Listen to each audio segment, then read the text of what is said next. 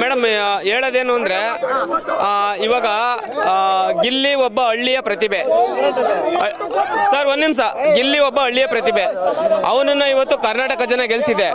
Big boss ಮನೆಯಲ್ಲಿ ಗಿಲ್ಲಿಗೆ ಒಂದು ಮೋಸ ಆಯಿತು.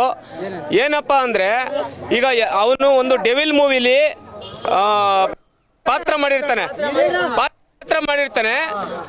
ಈಗ ಬಿಗ್ ಬಾಸ್ ಮನೆಯಲ್ಲಿ ರಾಶಿಕಾ ಒಂದು ಪಾತ್ರ ಮಾಡಿದ್ರು. ಅವರದನ್ನ ಬಿಗ್ ಬಾಸ್ ಮನೆಯಲ್ಲಿ ಪ್ರಮೋಟ್ ಮಾಡಿದ್ರು.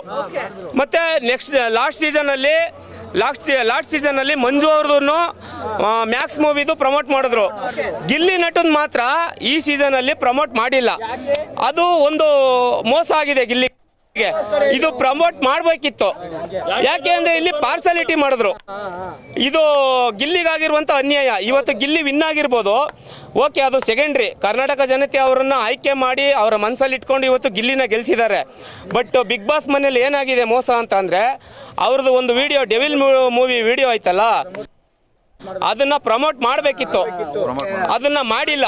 ಬನ್ನಿ ಇಲ್ಲಿ, ನಿಮ್ಮ ಹೆಸರು ಶಿವಕುಮಾರ್ ಅಂತ ಮೇಡಮ್. ಅಲ್ಲ, ನಿಜವಾಗ್ಲೂ ಗಿಲ್ಲಿಯ ಅಪ್ಪಟ ಅಭಿಮಾನಿ ಅನ್ಸುತ್ತೆ ನೋಡಿ. ನಾವ್ ಯಾರು ಕೂಡ ಸೂಕ್ಷ್ಮವಾಗಿ ಗಮನಿಸದೇ ಇರುವಂತಹ ವಿಚಾರವನ್ನ ಗಮನಿಸಿದೀರಾ. Really great. ಅದು ಮೋಸ ಅಂತ ಹೇಳಕ್ ಆಗುತ್ತಾ ಇಲ್ವಾ ನನಗೆ ಗೊತ್ತಿಲ್ಲ. ಬಿಕಾಸ್ ಯಾಕೆ ತೋರಿಸಿಲ್ಲ ಅಲ್ಲಿ ಸಂದರ್ಭಗಳು ಸನ್ನಿವೇಶಗಳು ಹೇಗಿತ್ತು ಅಂತ ನನಗೆ ಗೊತ್ತಿಲ್ಲ.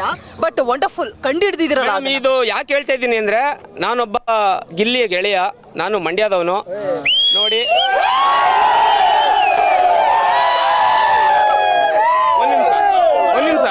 ನೋಡಿ, ನಾನು ಗಿಲ್ಲಿಯ ಗೆಳೆಯ, ಕ್ಲೋಸ್ ಫ್ರೆಂಡು. ಅವನು ನಾನು ತುಂಬಾ ಗೆಳೆಯ.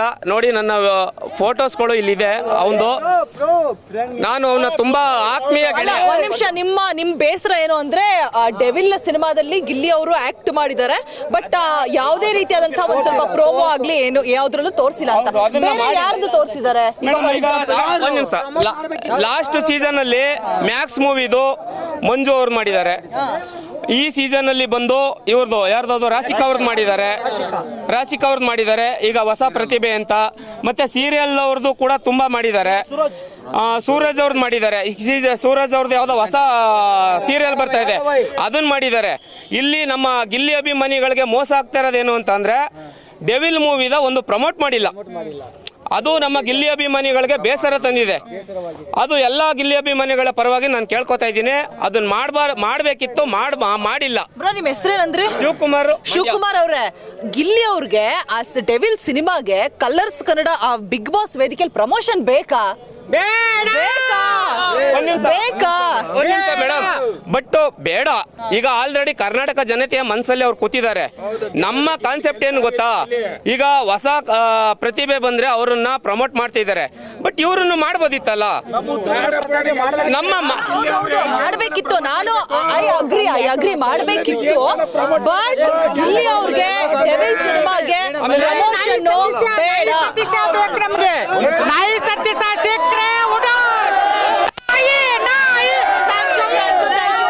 ಇದಿಷ್ಟು ಗಿಲ್ಲಿ ಫ್ಯಾನ್ಸ್ ಮಾತಾಗಿತ್ತು. ಹಾಗೆ ಡೆವಿಲ್ ಸಿನಿಮಾ ಮತ್ತೆ ಇನ್ನೊಂದು, ಯಾರು ಮಾತಾಡಬೇಡಿ, ಇನ್ನೊಂದು ಮೇನ್ ಸ್ಟೇಟ್ಮೆಂಟ್. ಅವತ್ತು ಸೋಷಿಯಲ್ ಮೀಡಿಯಾದಲ್ಲಿ ಬೆಳಕ ಬಂದಂತ ಇಬ್ರು ಪ್ರತಿಭೆ. ಒಂದು ಗಿಲ್ಲಿ ನಟ, ಯೂಟ್ಯೂಬ್ ಮುಖಾಂತರ ಬಂದವರು. ಇವತ್ತು ರಕ್ಷಿತಾ. ಈ ಇಬ್ರು ಪ್ರತಿಭೆ. ಗಿಲ್ಲಿ ಬಂದು ವಿನ್ನರ್ ಆಗಿದ್ದಾರೆ, ರಕ್ಷಿತಾ ಬಂದು ರನ್ನರ್ ಅಪ್ ಆಗಿದ್ದಾರೆ. ಅವತ್ತು ಒಂದು ಯೂಟ್ಯೂಬ್ ಇದರಲ್ಲಿ ಬಿಗ್ ಬಾಸ್ ಮನೆಯಲ್ಲಿ ಒಂದು ಚಾಲೆಂಜ್ ನಡೆಯುತ್ತೆ. ಯೂಟ್ಯೂಬ್ ಅಲ್ಲಿ ಬಂದು ಅಂತವ್ರು ಅದು ಹೆಂಗೆ ಗೆಲ್ತೀರಾ ಅನ್ನೋದನ್ನ ಇವತ್ತು ನಮ್ಮ ಗಿಲ್ಲಿ ಅದನ್ನ ಪ್ರೂವ್ ಮಾಡಿದ್ದಾರೆ. Okay madam. ಇನ್ನೊಂದು, ಆಮೇಲೆ ನಾನು ನಿಕ್ಕರ್ ತಗೊಂಡಿನಿ 10 ಕೋಟಿ ರೂಪಾಯಿ. ಮೇಡಮ್, ಇನ್ನೊಂದು ಸ್ಟೇಟ್ಮೆಂಟ್.